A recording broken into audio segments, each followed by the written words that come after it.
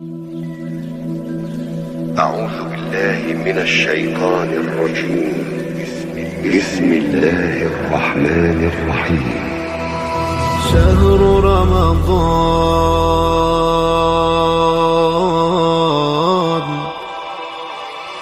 شهر رمضان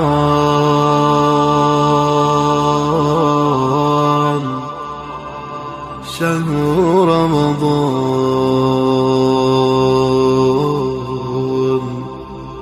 شهر رمضان.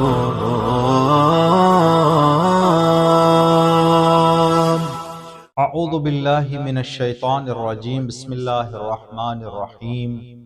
رب اشرح لی صدری ویسر لی امری واحلل عقدۃ من لسانی یفقهوا قولی. اللہم رب شہر رمضان الذی انزلت فیہ القرآن وافترضت علی عبادک فیہ الصیام.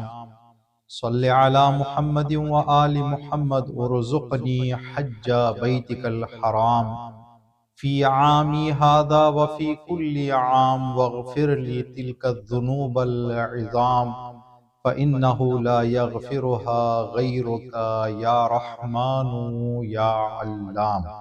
دین مبین اسلام کی خصوصیات میں سے ایک خصوصیت یہ ہے کہ انسان کو کسی بھی واقعے، مسئلے اور کسی بھی موضوع کے حوالے سے ابتدا اور پہلے ہی باخبر کر دیتا ہے تاکہ اس موضوع، واقعے اور مسئلے سے انسان جتنا زیادہ فائدہ لے سکے فائدہ اٹھائے.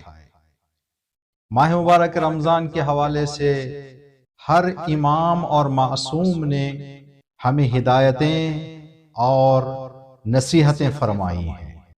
کتاب روضۃ الواعظین جلد نمبر 2 صفحہ نمبر 340 میں ایک روایت موجود ہے جس میں نبی نے ماہ مبارک رمضان کی عظمت اور فضیلت اور ساتھ ساتھ بہتر سے بہتر فائدہ لینے کے راستے بتائے ہیں.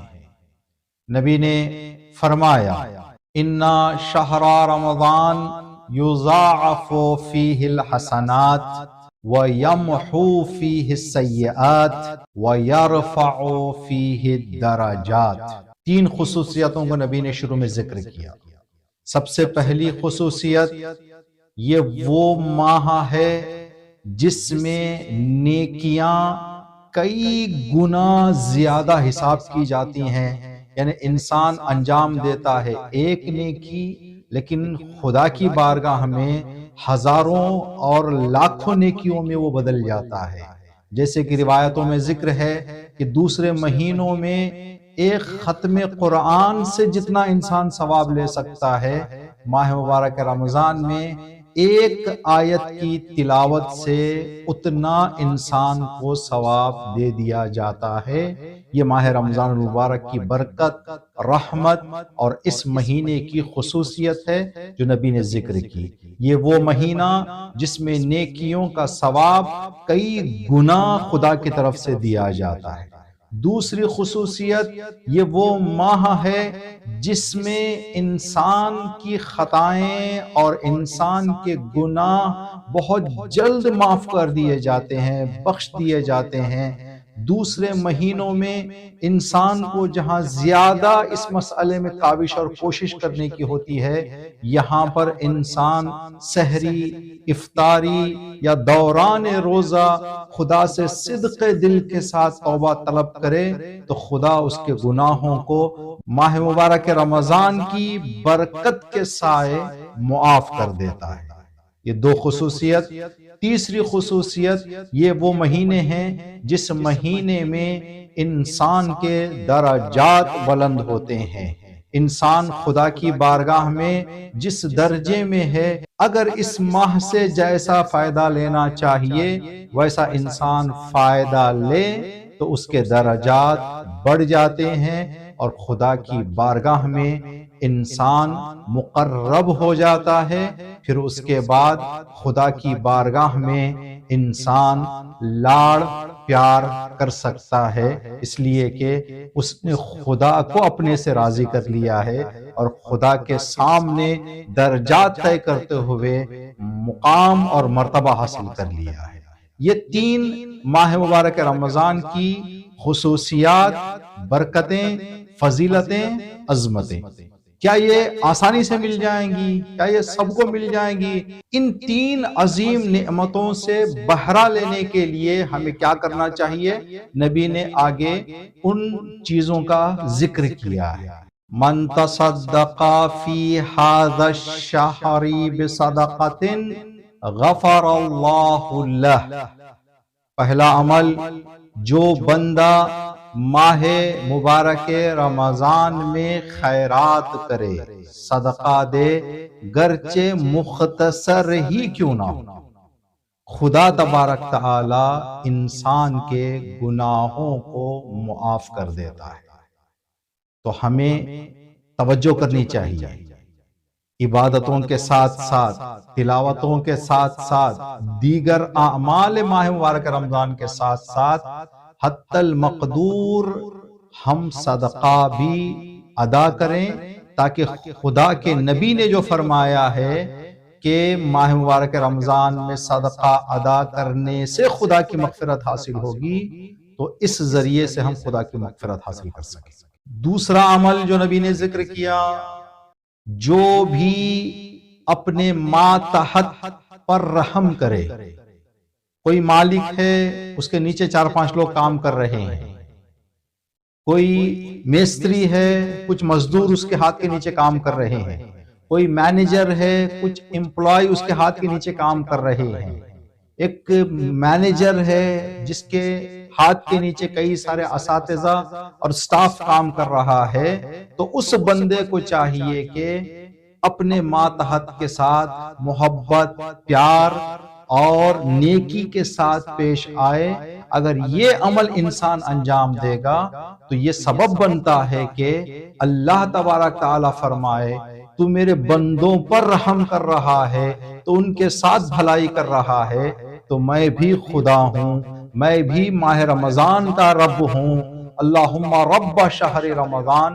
تو خدا تبارک تعالی ہمارے رحم اور ہماری نرمی کے عوض ہم پر رحم، ہمارے ساتھ نرمی سے پیش آئے۔ تیسرا عمل جو نبی نے ذکر کیا کہ ماہ رمضان کے برکتوں، فضیلتوں، عظمتوں، نیکیوں کا کئی گنا ثواب، گناہوں کا بخشا جانا اور درجات کا حاصل کرنا اگر چاہتے ہو، وَمَنْ قَزَمَ فِيهِ غَيْظُهُ غَفَرَ اللَّهُ لَهُ، کہ جو بندہ ماہ مبارک رمضان میں غصے پر قابو رکھے، غصے پر قابو رکھنے والا انسان خدا کی مغفرت حاصل کرنے کے اس احاطے میں آ جاتا ہے، اس ماحول میں آ جاتا ہے کہ خدا اس پر رحم کرے اور اس گناہوں کو معاف کرے۔ اس لیے کہ غصہ انسان کسی کی غلطی دیکھ کر کرتا ہے، کسی سے ناراض ہو کر کرتا ہے۔ خدا تبارک تعالی ہم سے یہ کہے گا، جس غلطی اور خطا کی حقیقت پوری طرح سے انسان جس کا علم نہیں رکھتا، اس کے عوض ناراض ہو رہا ہے، تو وہ خدا جو ہمارے ظاہر و باطن، ہمارے آج اور کل سب کو جانتا ہے، اگر وہ غضب کرنا شروع کر دے، اگر وہ غضب کے مقام پر آ جائے، تو انسان کے لیے کوئی بچنے کی راہ نہیں رہے گی۔ اسی لیے دعاؤں میں ہے، پروردگار تیرے غضب سے میں پناہ مانگتا ہوں، کہیں ایسے نہ ہو کہ تو مجھ سے غضبناک ہو جائے۔ اللہ کا پیغام نبی کے ذریعے سے، اے میرے بندے، تو بندگان خدا پر غضب نہ کر، میں تیرے خطاؤں کو معاف کر کے، درگزر کر کے میں تجھ پر غضب نہیں کروں گا۔ چوتھا راستہ، ومن احسن فیہ خلقہ غفر اللہ لہ، جو بندہ ماہ مبارک رمضان میں اپنے اخلاق و کردار کو سنوارے رکھے۔ ماہ رمضان المبارک ایک نورانی مہینہ ہے، ایک خدا کا مہینہ ہے، ایک پیار، محبت، نیکی اور عبادت و اطاعت کا مہینہ ہے۔ اگر اس مہینے میں انسان اپنے کردار کو نیک جلوہ نہ دے تو پھر خدا کی مغفرت اور خدا کے درجات اور خدا کے ثواب لینے کی کوئی گنجائش نہیں رہتی۔ اسی لیے نبی نے فرمایا کہ با ادب اور با اخلاق زندگی کرو اس مہینے میں، تاکہ خدا تبارک تعالی تمہیں ماہ رمضان المبارک کی فضیلتوں، برکتوں اور مغفرتوں سے نواز دے۔ پانچواں راستہ، ومن وصل فیہ رحمہ غفر اللہ لہ، جو بندہ ماہ مبارک رمضان میں اپنے بچھڑے ہوئے رشتہ داروں سے جا کر مل جائے، ان سے اپنا رابطہ دوبارہ برقرار کر لے اور رنجشوں کو دور کر کے بھائی بھائی سے اور رشتہ دار سے جب مل جاتا ہے تو خدا تبارک تعالی اس انسان کو ماہ مبارک رمضان کی برکتوں سے نواز دیتا ہے۔ ان 5 راستوں کو بتانے کے بعد نبی کریم نے بندگان خدا کو ماہ مبارک رمضان سے بہتر فائدہ لینے کی غرض سے نبی نے فرمایا، اے لوگو، اس مہینے کا حساب دوسرے مہینوں سے الگ ہے۔ اس مہینے کو دوسرے مہینوں کی طرح نہ سمجھو اور اس مہینے کی زندگی دوسرے مہینوں کی طرح نہ کرو۔ یہ وہ مہینہ ہے جب شروع ہوتا ہے رحمتوں اور برکتوں کا تحفہ لے کر آتا ہے، جب ختم ہوتا ہے اور رخصت ہوتا ہے انسان کے گناہوں کو پاک اور صاف کر کے چلا جاتا ہے، انسان کے گناہوں کی بخشش کرتے ہوئے جاتا ہے، انسان کو گناہوں کے بوجھ سے ہلکا کر کے رخصت ہوتا ہے۔ وَهَذَا الشَّهْرُ الْحَسَنَاتُ فِيهِ مُضَاعَفَةٌ، جو شروع میں نبی نے فرمایا، دوبارہ تاکید کرتے ہوئے تکرار فرما رہے ہیں، یہ وہ مہینہ ہے جس میں نیکیوں کا 2 چندان ثواب دیا جاتا ہے۔ وَأَعْمَالُ الْخَيْرِ فِيهِ مَقْبُولَةٌ، یہ وہ مہینہ ہے جس میں انسان کا ہر نیک عمل درجہ قبولیت کو پہنچ جاتا ہے۔ نبی کریم روایت کے آخری حصے میں فرما رہے ہیں کہ اگر کوئی خدا کے لیے خلوص نیت کے ساتھ 2 رکعت نماز بھی ماہ مبارک رمضان میں پڑھے، اس ماہ کی برکتوں، رحمتوں اور مغفرتوں سے نواز دیتا ہے۔ جب 2 رکعت خلوص نیت کے ساتھ پڑھنے سے خدا انسان کو اس ماہ کی برکتوں سے محروم نہیں کرتا۔ اگر کوئی بندہ 30 دن کے روزے اور 30 دن کی عبادتوں کو انجام دے تو خدا تبارک تعالیٰ کی طرف سے کیا کیا برکتیں، رحمتیں اور فضیلتیں انسان پا سکتا ہے۔ آخر میں نبی کریم ان ساری باتوں کو ذکر کرنے کے بعد نبی کریم نے ایک ہوشیار، بیدار اور توجہ دلاتے ہوئے فرمایا، ان الشقی حق الشقی من خرج منہ هذا الشہر ولم یغفر ذنوبہ۔ اللہ اکبر۔ نبی نے فرمایا، بد قسمت، بد نصیب، بدبخت، جس سے بڑا کوئی بد نصیب نہیں، جس سے بڑا کوئی بدبخت نہیں، جس سے بڑا کوئی بدقسمت نہیں، وہ انسان ہے جو ماہ مبارک رمضان کے ختم ہونے کے بعد بھی خدا تبارک تعالی کی بارگاہ سے مغفرت نہ حاصل کر سکے۔ جہاں 2 رکعات خلوص نیت کے ساتھ نماز سے خدا تبارک تعالی انسان کے گناہوں کو معاف کر دیتا ہے، اب ایسا سنہرا موقع چھوڑ کر کوئی انسان گناہوں کے بوجھ کو اپنے کاندھوں پر اٹھائے رہے تو اس سے بڑا بد نصیب، بدبخت اور بدقسمت کوئی نہیں۔